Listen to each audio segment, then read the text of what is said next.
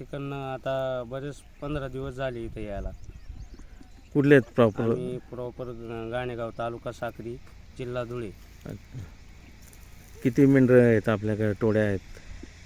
आपल्याकडं 3 टोळे आहेत. किती आहेत एकूण मेंढरं किती आहेत त्यात? एकूण 500 मेंढ्या आहेत. असं.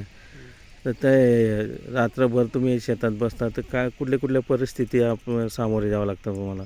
आम्हाला इथं तरी खूप बिबट्या, कधी कधी लांडगं पण येऊन लागतं. तो जंगल पसाराच आहे शेवट.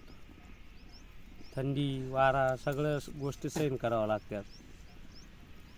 म्हणजे लहान मुलांपासून तर महिला वगैरे सगळे सोबत असतात? सगळे सोबत असतात. अच्छा.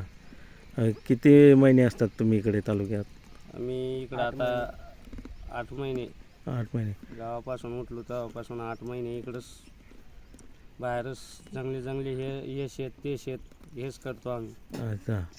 मग जर कधी अवकाळी पाऊस असतो, विजांचा धाक असतो, गारपीट असते, अशा वेळेस जर नुकसान झालं तर मग काय भरपाई मिळते का आपल्याला? काय नाही मिळत ना सर.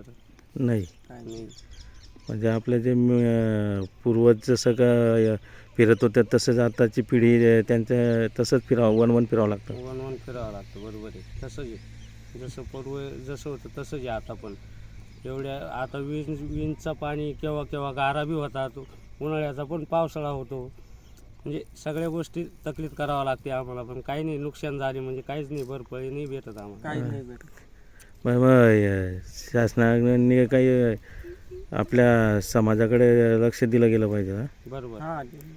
काय वाटतं शासनाने काय कुठले लक्ष दिलं गेलं पाहिजे? काहीतरी उपयोग करायला पाहिजे त्यांनी आमचं. आता पोरांचे जे लहान पोरं दिसत आहेत त्यांचं शिक्षण बुडतं आहे. मग त्यांचं शिक्षण वायावरच होतंय ना.